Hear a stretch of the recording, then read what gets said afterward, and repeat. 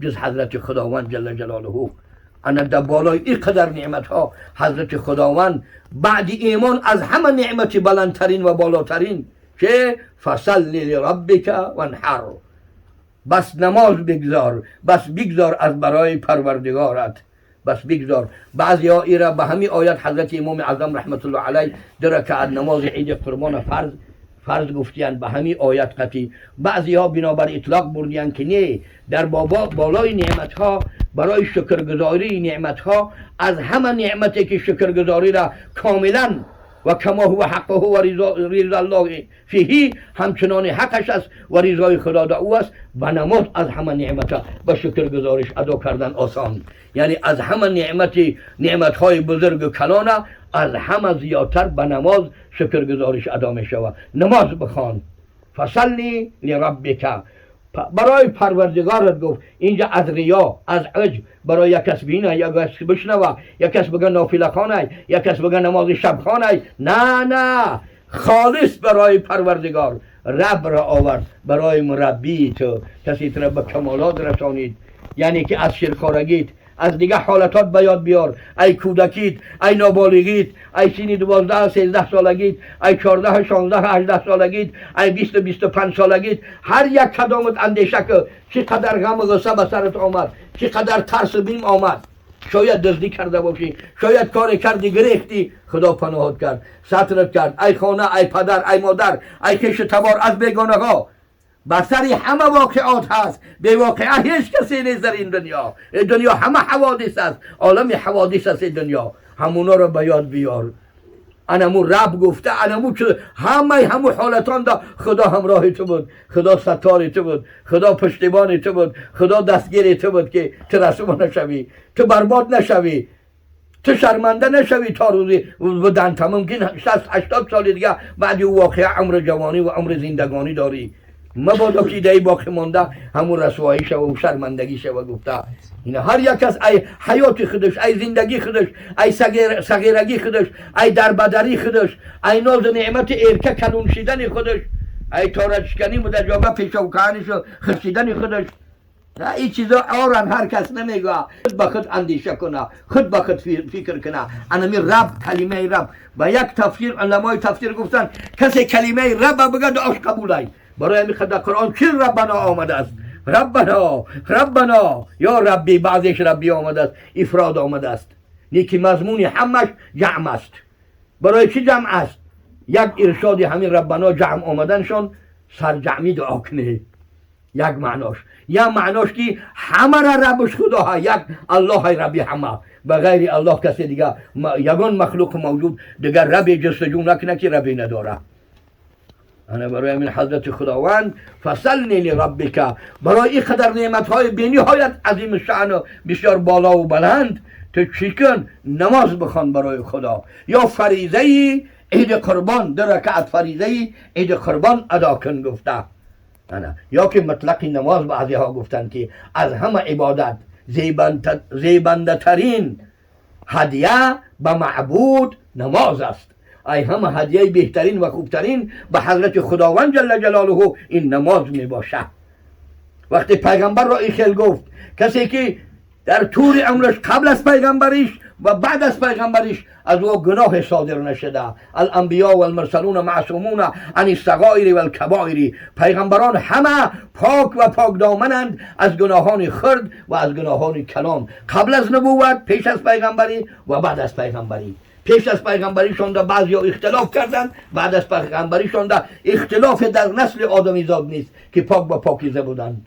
اینه در برادرها جونم، در این ریشای سفید، در این چهره های نورانیت تان جانم، هر یک کدیم ما و شما اندیشه کنیم خدا چی فرمود در این قدر نعمت هایی که با پیغمبر ما ارزانی داشت که همه این نعمت ها به سر ما و شما آمده. علمای امت، اهل بیتش و صحابگانش، یا بسیاری امت، یعنی بسیار بدن ما و شما، حج فریضه خامیس آخران فرض شریعت و قرآن گردانید حضرت رسول اکرم صلی الله علیه وسلم تا مردم بروند و ایمانشان و دینشان ببینن. مردم مکه و مدینه جمع آمده مسلمانان گوشه و کنار دنیا را و ایمانشان کلان شود، توفیقشان کلان شود، هدایتشان کلان شود که این با شما طاقه نبودستیم. این دنیا همش دست مسلمان بوده است، این دنیا همه مسلمانی بوده است. این آدم تنها باشه دل شکسته می شود. برای چی در حبسخانه ها آدم های سخت‌ترین ای همه جنایتکارای سخت‌ترین تنها میگذارن؟ برای شکسته شوه، روح شکسته شوه، قلب شکسته شوه، عصب شکسته شوه، 360 پیوندش شکسته و سست و ضعیف ناتوان شوه. انا برای میخواد تنهاش بمانند، حتی روشنایی را نشانش نمیتن. برای چی؟ برای شکسته شوه و تیز در باقی عمرش اگر طولانی هم باشه تیز به کوری برسه. تاریکی آدم تیز کور میکنه، تیز کور میکنه. برای همین در شریعت در روز در تاریکی خواه رفتن کراهیت گفتن بعضی علمای دانشمندان تیب که آدم در روز هم که خواه در روشنایی خواه باید، یعنی جای روشنی تاریک نکنه که سببی هم عصب ویران شدنش، عصبانیت شدن و هم سببی روح ویران شدن و هم نور چشم خیره و تاریک شدنش می باشه. انا چی گفت؟ نماز بخوان، نماز بخوان، خواه نماز عید قربان باشه یا بنابر اطلاق بگیریم کلی نماز از فریضه و واجب و سنت و آداب. حضرت بی بی عایشه مادرمان رضی الله عنها روایت میکنن که حضرت رسول الله چنان نمازگزاره کرد که چه ورمت قدماه، دو زانوی حضرت محمد صلی الله علیه وسلم ورم کردند. حضرت بی بی عایشه مادرمان مهربانی کردند. خیلی برادرها، من امین الان در همین مجلس حضور کردم، اندیشه کردم که فکر راندم که اراده و عقل انسان اندیشه کنه که حضرت پیغمبر چنان نماز خواندن که پاها ورم کردند. من الحمدلله در مکه مکرمه مدینه منوره در تاریخ ها و شریعت شاهد و گواه از کتاب های شریعت که صحابه های بودن که 800 تا 1000 رکعت نماز میخواندن. زن داشتن، فرزند داشتن، تاکزار داشتن، خیرمازار داشتن، بز داشتن، گوسفند داشتن، اشتر داشتن، همو قدر زندگانی مشاق داشتن. 800 تا 1000 رکعت نماز میخواندند. نیکی در هوای روایت ها نآمده است که همو صحابه ها یگان تاش زانوهاش ورم کرده باشند. نیکی زانوهای ماها بسیاری ها شلاق هم شدیم به یک تیاق و به دو تیاق. ای اوچی را، ای کلنده، ای هزم کشی را، ای مرد کاری را، ای دیول کردن. خیلی حقیقت حالا گفتن در کار، ای کسب و کار مهنتی سخته. نیکی ای نماز نشنیدم در تاریخ حالی که یک کس گفت یک کتاب اینده آمده باشه که یک شیخ از نماز خواندن پاهاش ورم کردن.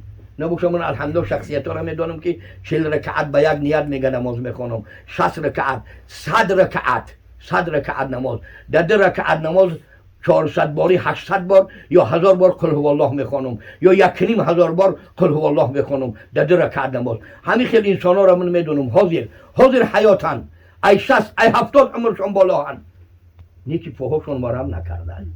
این خیلی پیغمبر محنت میکرده که پاهاشان ورم کردن. بی بی عایشه مادرمان مهربانی کردن. حضرت خداوند با آیت قرآن شما را گناهی پیش از پیغمبری و بعد از پیغمبری مغفرت شده شما. لیغفر لک الله ما تقدم من ذنبک و ما تأخر. گناهی پیش و پس گناهی ندارن پیغمبران علیهم السلام. سهو و خطای یک لغزش اگر یک بی‌آدابی شده باشه خدا بخشیده است. شما چقدر از مشقت میتیه، خدانا ریاضت میتیه زانوهاتون ورم کردن. حضرت رسول الله بی بی عایشه مادرمون چی جواب دادن؟ افلا اکون عبدا شکورا. آیا من نباشم بنده شکرگزار؟ گناه پیش بخشیده باشد، گناه بعد بخشیده باشد، این شکرگزار نباشم؟ یعنی این نمازهای شکر بدن، شکرگزاری حضرت خداوند جل جلاله.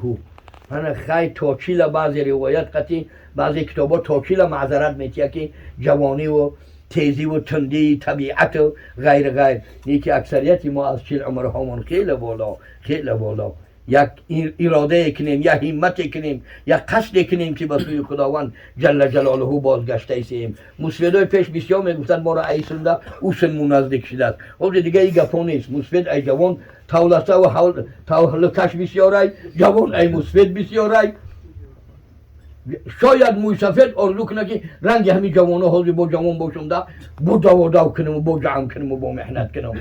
همین روز ما یکی شونده مانا مرگ شنیدیم خبردار که جیان شدیم گفتم که چخیل ای بابای حاجی خبر نشدیم مرد گفت که ها خدا رحمت شان کنه و این یک غم نیست 100 غمه. گفتم چا کرد؟ گفت $800,000 در بالای مردم مانده گیایی. $800,000 اپو چند قید دیگه در خونش داره خیلی خدا میدونه بود حضرت پروردگار خودش